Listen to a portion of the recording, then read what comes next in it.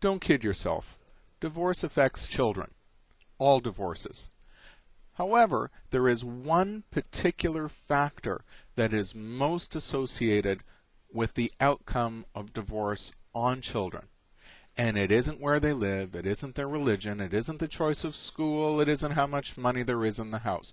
The one factor that is most predictive of the outcome for children is the degree of conflict between the parents. The higher the conflict, the greater the risk to the children. Now, having said that, even children of low conflict are at risk of some issues. I was counseling an adult not too long ago. They came to see me. Why? Because they didn't trust their spouse. Something bad was going to happen.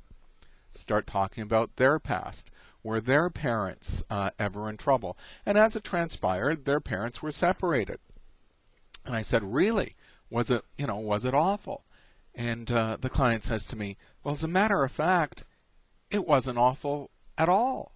And as a matter of fact, I don't remember a day in my life ever seeing my parents argue. It dawns on me. This person totally had the rug pulled out from under them. Things were seemingly going well between their mother and father, and that's when the divorce struck. So I say to the client, what is it your spouse is doing that's causing you to be so distrustful? Nothing. Nothing at all. As a matter of fact, things are going well. We had a long chat. Obviously, this person has been so impacted upon by their parents' separation and divorce because it came out of the blue when seemingly there was nothing wrong. Here they are now in their adult relationship, their marriage. Things are actually going well. They're lovely people. And that's now cause for concern, cause for anxiety. It's almost as if this client would be more at ease if there were conflict. Well, that gave cause for discussion with their spouse. They have to talk about, is there any risk here?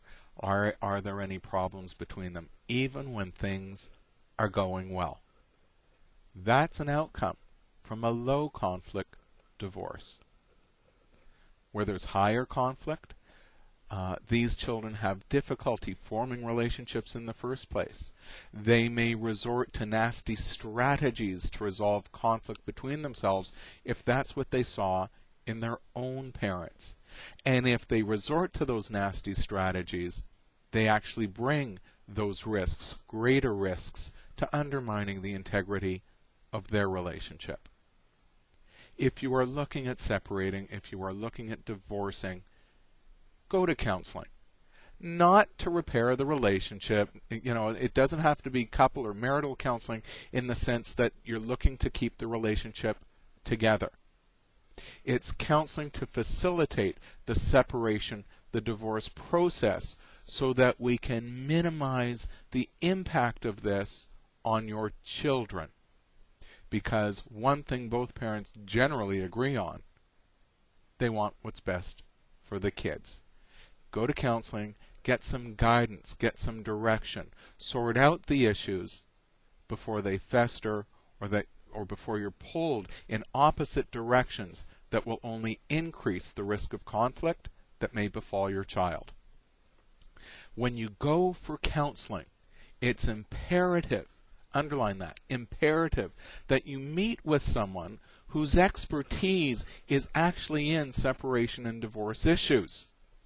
This is not a general counselor. This is not someone who only counsels individuals. This is someone with expertise working in the area of separation and divorce.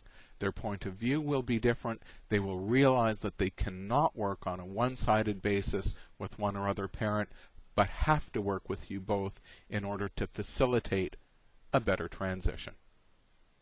I'm Gary Dierenfeld. I hope this is helpful, and for goodness sakes, go to counseling.